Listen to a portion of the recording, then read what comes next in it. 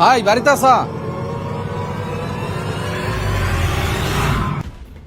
যাক ভাই তুই বাড়িতে আসা, তোর সাথে আমার জরুরি একটা কাজ আছে। কি এমন জরুরি কাজ? আমার বেশি সময় নাই, কি বলবেন তাড়াতাড়ি বলেন।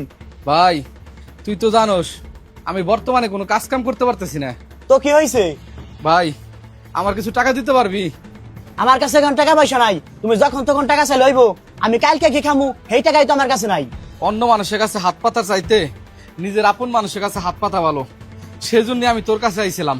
ভাই আপনি এক কাজ করেন, খামা খাই বৃষ্টিতে ভিজেন না, আপনি মাই যাবার কাজ যান, ও হয়তো কিছু টাকা দিতে পারে। হ ভাই তুই ঠিকই কইছা, আমি তাহলে মাইজনের কাছে যাই, দেই মাসুম কিছু দেয় নাকি। দূর, ন্যাংরার জন্য আমার খামা খামোরও পোলাও নষ্ট হয়ে গেল। জহির, এ ব্যাগে 15 লক্ষ টাকা আছে, ব্যাংকে জমা দিয়ে আসবি আর খুব তাড়াতাড়ি আসবি। একদিন গেটের সামনে কেরা আসলো আগে দেখে যা। ঠিক আছে ভাই। আরে বড় ভাই আপনি আসেন, ভিতরে আসেন। আরে ভাই আপনি কেমন আছেন? আলহামদুলিল্লাহ ভালো। ভাই আমার 3 লক্ষ টাকা লাগবে, তুই কি এই টাকাটা আমার দিতে পারবি? টাকাটা আমার খুবই জরুরি। 3 লক্ষ টাকা? ভাই কিসের জন্য? ভাই তুই তো জানোস আমার পায়ে সমস্যা, আর এখন এই পায়ে ক্যান্সার ধরা পড়ছে।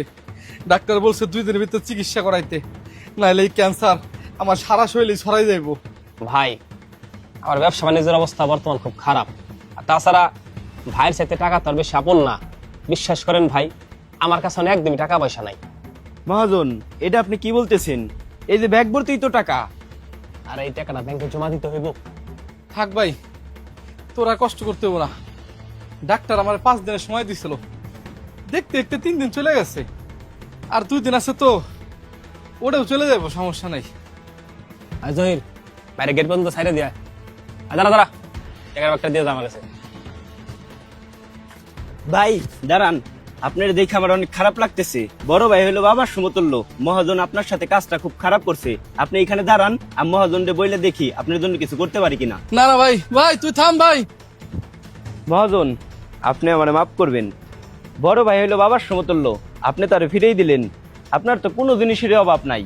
আল্লাহ তাআলা যেমন আপনার সব দিছে, চাইলে আবার সব কায়রাও নিতে পারে। ভাই আপনি ভিতরে আসেন।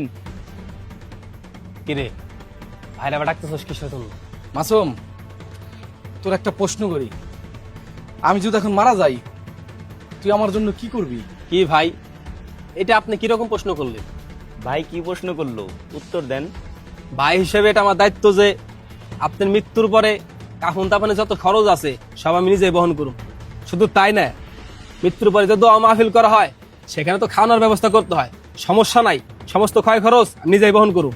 মাসুম থাক ভাই, আমি একটা জিনিস বুঝি না, মানুষ মারা যাওয়ার পরে তার খুব যত্ন নেই, কিন্তু সেই লোকটা জীবিত থাকা অবস্থায় তার কোনো কদরই করি না।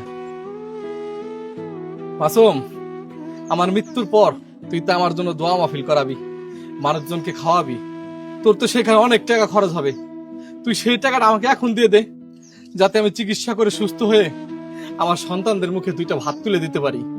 ভাই আমি আমার ভুল বুঝতে পারছি। ভাই এখানে 15 লক্ষ টাকা আছে, এই নেন। আমি একটা জিনিস বুঝতে পারছি, কারো মৃত্যুর পরে মানুষজনকে খাওয়ানোর চাইতে সে মানুষটা জীবিত থাকা অবস্থায় তাকে সাহায্য করা উচিত। মৃত মানুষের পিছনে টাকা পয়সা খরচ করার চেয়ে পারলে তাকে জীবিত অবস্থায় সাহায্য করুন। ভিডিওটি ভালো লাগলে শেয়ার করে দিবেন।